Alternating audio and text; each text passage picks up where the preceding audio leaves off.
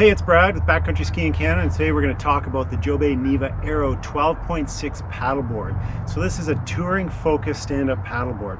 It's 12.5 feet in length, so it's a fairly long paddleboard, which makes it go more efficiently on flat water.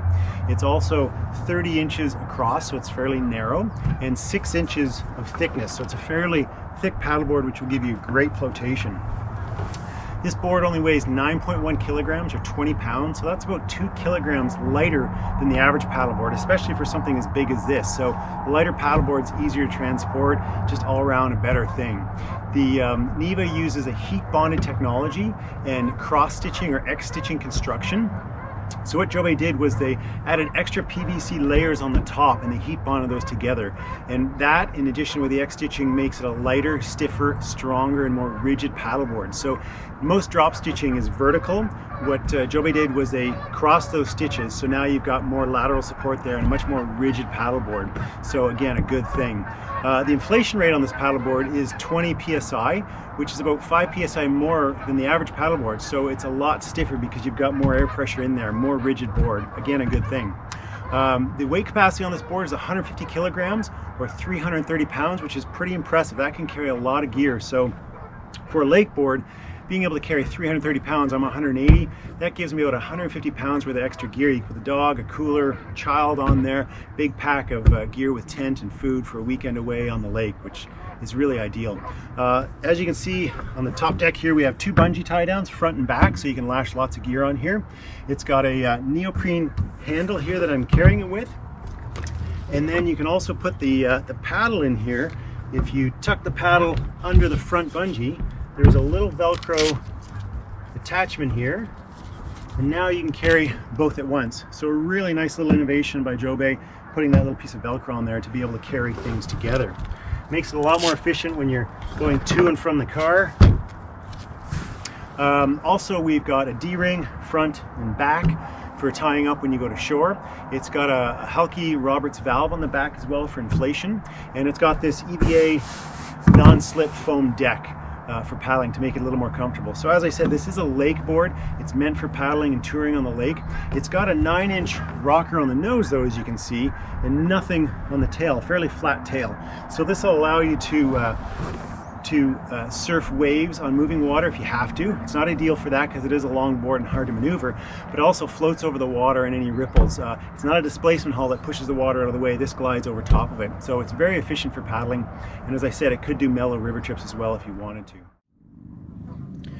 So this is a removable fin. You simply undo the screw here, back it all the way off, and once that's done, you're able to lift up the fin and remove it no problem. And assembly is just the opposite. Simple, secure, no tools required, and you're out on the river. Included with this, you get a leash, 10-foot, 3-meter coiled leash for paddling on the river or on the lake if you plan on falling in. Always nice to have that board attached to you so it doesn't get far away. You've got a patch kit, which they all come with.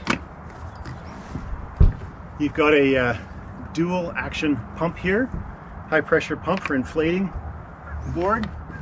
You've got a 3-piece adjustable fiberglass paddle, so it does come apart, can fit in the pack or on the outside of the pack as well. And this is a fairly high quality paddle. It's adjustable in various lengths depending on how big the paddler is. Most paddles are where paddleboard manufacturers skimp on boards because they can give you a cheaper paddle and keep the cost down. But Jobe did a nice job on this paddle. It's not the lightest paddle, but it's nicely constructed, so that's a very nice add-on. And also, where they really went above and beyond is in the pack that it comes with. So everything packs down inside this pack, but this is a waterproof backpack style bag. So you can put the pack on there and carry it to your destination, but this is fully waterproof. The best thing about this is when you get to wherever you're going paddling, you can then take all your food, extra clothes, water, put it into the dry bag, and then lash that on the front of the paddleboard and head off. So you don't need to buy a dry bag, and this would set you back a few $100. So a really nice added feature for this paddleboard. The Neva Aero 12.6 retails for about $11.99 Canadian, which is $899.99 US, and a really nice paddleboard for getting on the lake. If you want to do some low mellow river trips, you can do that, but ideally it's for touring on the lake, big long paddles, going far, carrying lots of gear, and it's really easy to track. You don't have to fight with this thing to keep it going straight, so it's a nice easy paddle. Not really focused for beginners because it is a little more tippy because it's only 30 inches wide. It's a little narrower than most paddleboards, but that added length really makes it efficient in the water. And you can really cover a lot of ground quickly. So I'm here on Kootenay Lake. It's fairly calm today, so we're going to go for a paddle after this and cover some ground and get in shape. So that's the Jobe Neva Aero 12.2 paddleboard. Check out the full review on backcountryskiingcanada.com, and you can find everything else out there for paddling as well. Thanks.